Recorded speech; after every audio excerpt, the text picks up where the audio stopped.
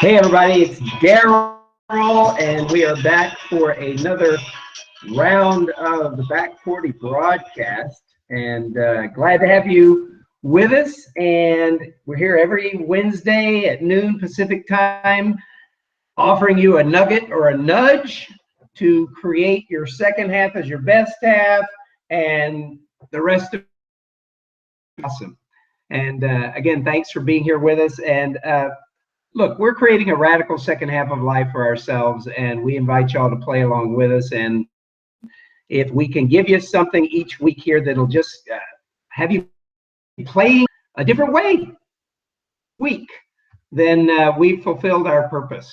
So first off, we want to jump right in today because we have a lot of cool stuff to talk about.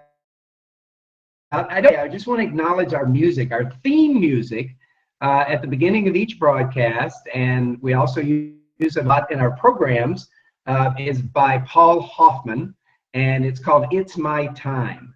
And we just think this music, this song so represents what the Back 40 is all about, and Paul was generous enough to allow us to use it for our work. I invite you to go on to YouTube, find anything by Paul Hoffman. He's got a whole series called Success Songs.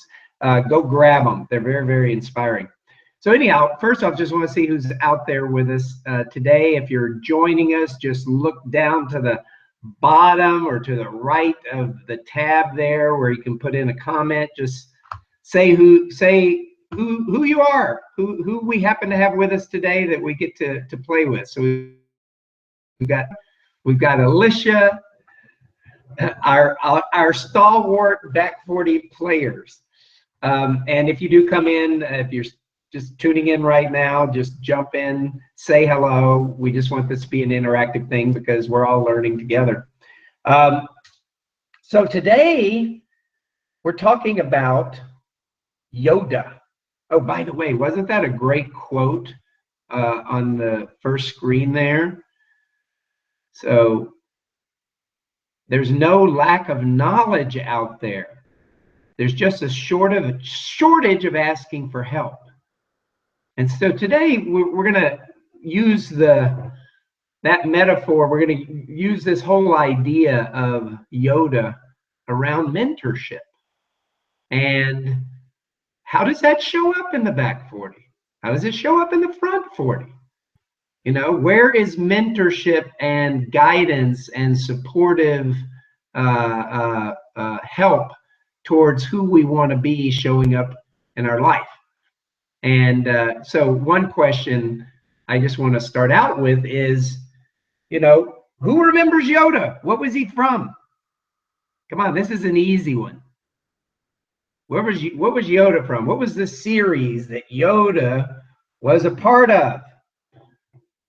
Come on now, participate. This is easy. It gets much harder than this, okay? So yeah, Yoda was from Star Wars, okay? And you know, if we look to see, and you know, maybe yes, Star Wars. Good job, Alicia. So throw out the qualities. So I want you to type in, what were the qualities that Yoda represented? Like, what was his personality like? What did he how did he show up? What were the qualities of Yoda? Just type in what you perceived as the qualities of Yoda. Exactly, Alexander. He was wise. What else? What else did Yoda represent? He had a lot of knowledge. Yep. Whole lot of knowledge. What else? What other qualities did Yoda have going for him? Was he loud and obnoxious?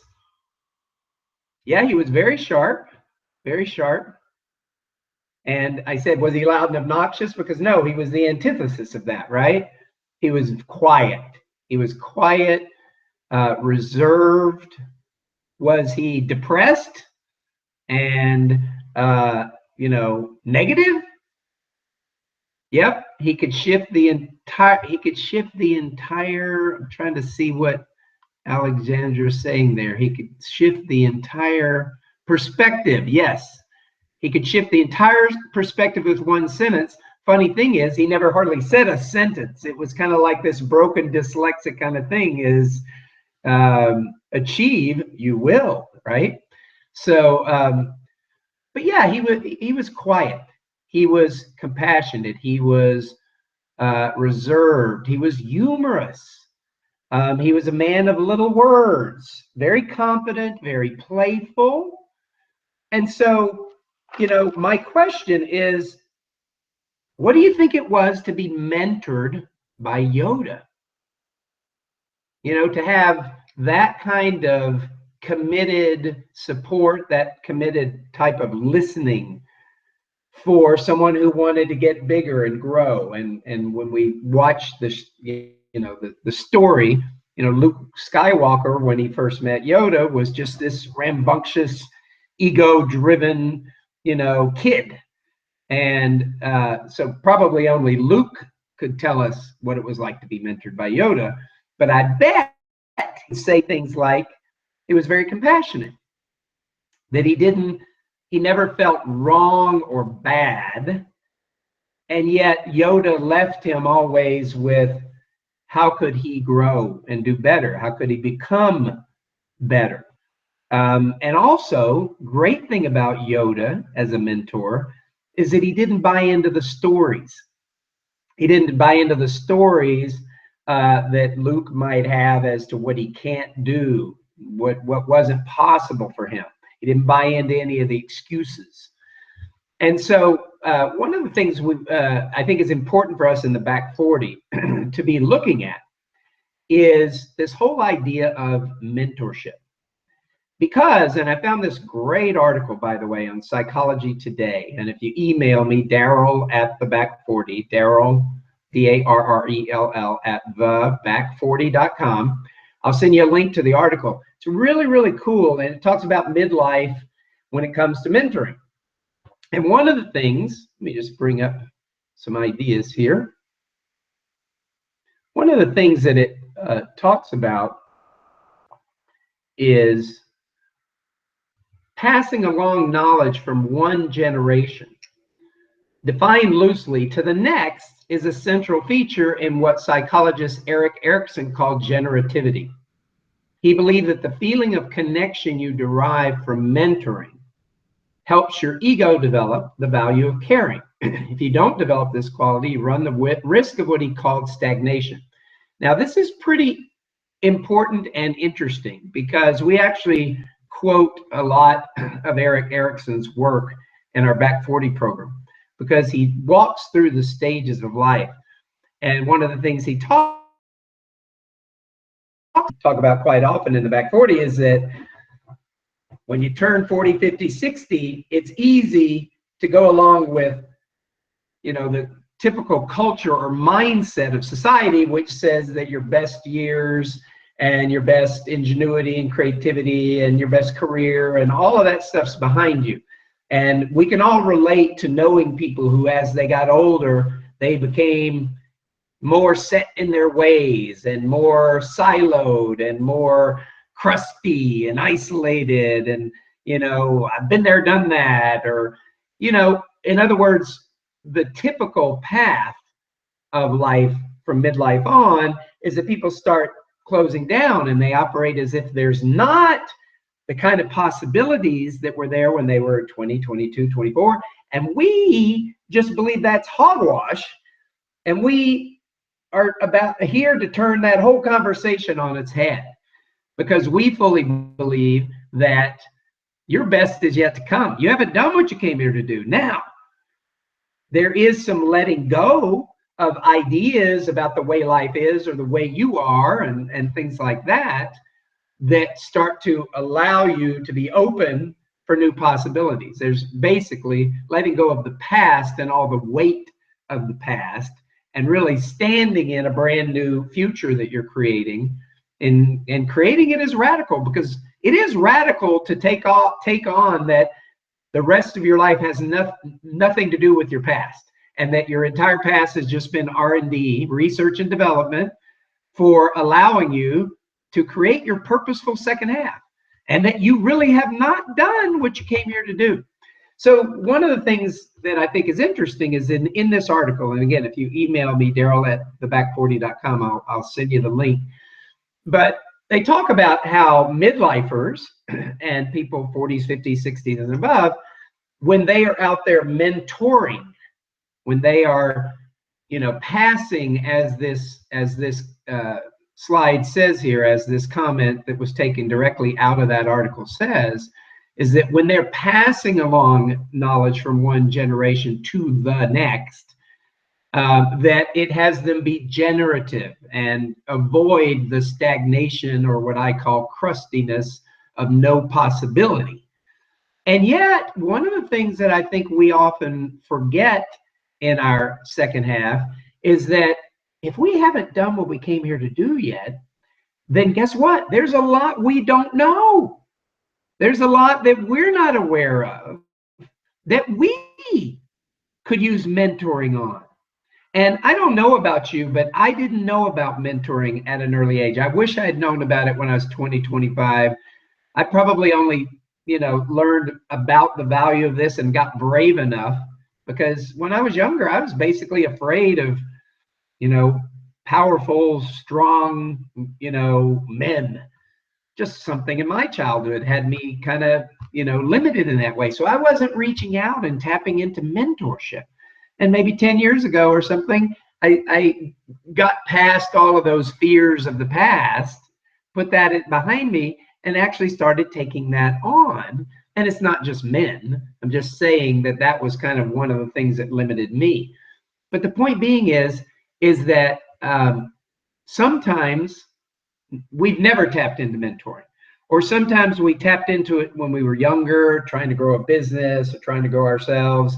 And then we get to a certain age and we have it that, well, I should know, or, I don't want to look stupid, like I'm not aware. So we just, we stay, again, just, in where we're at, versus looking at the possibilities and opening up ourselves for mentoring. Even at midlife, like, if you haven't done what you came here to do yet, who's doing what you want to do? Who's involved in the things? What are the areas of passion that you're interested in? And so besides the value that we get at midlife of mentoring, I want to keep it alive, that for us to do what we came here to do, we want to be tapping into that too. It doesn't necessarily mean we have to go to the next generation up. Sometimes that works, especially if you don't find a crusty person, but you find someone who's living their life full out all the way to the end, and they're not buying into that because of their age, they have some limitations in front of them, or their best is behind them.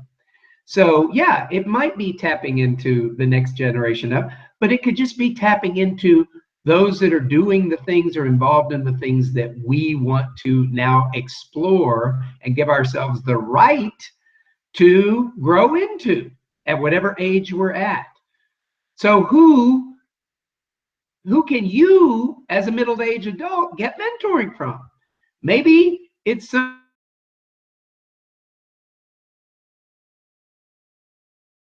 that you've put on the back burner, or you've thought, oh, okay, well, one day, that one day thing, right?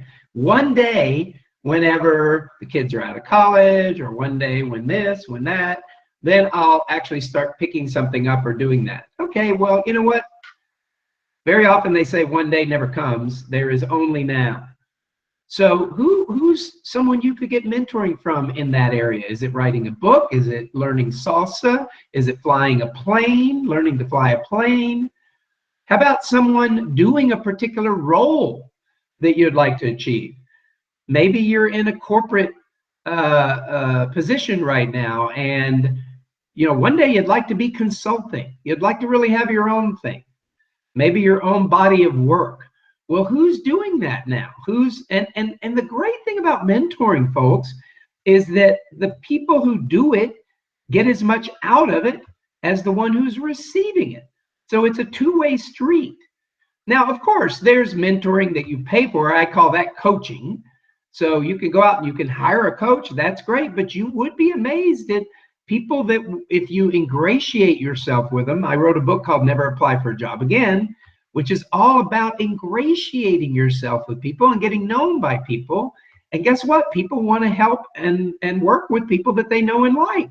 So it's really just, how do you get out there and connect, make the requests, and befriend people that are doing what you want to do. And you'd be amazed what people will give and offer for you in terms of their time. I have a great mentor who lives in New York City, and we connect once a week. And it just makes such a difference for me every week after our time together. Maybe it's someone who's living a particular way that you would like to create for yourself. You'd like to be living that way. You know, they say, look for someone who's doing or having what you want to do or have, and go connect with them. You know, I think it was Jim Rohn that originally said, you are the average of the 5 people that you surround yourself with. You'll become that average. So if you bring people in as mentors, as people you associate with, who are doing and having and living what it is you want to do, have, and live, then guess what? Your average goes up. So tell me while we're still on the broadcast here, you know, who has a mentor right now? Who out there right now has a mentor? And if you don't, what would you like to be mentored on? What is a subject area that you would love to find someone? So, okay, that's great. So Alexandra says, I want to get mentored by Laura Day. I agree with you fully. I think that she would just be an amazing, amazing mentor. I think I know a little bit about Sonia Choquette. I think she's written some blogs that are pretty inspiring out there. Who else? Who else would you love to be mentored by? What is an area that you'd like to be mentored in? That's going to be part of our homework this week, is to lifers allow ourselves to go and learn and to not know, and to be willing to be someone who doesn't know, and to reach out, and to be amazed by the amount of support that is out there if we just reach out for it.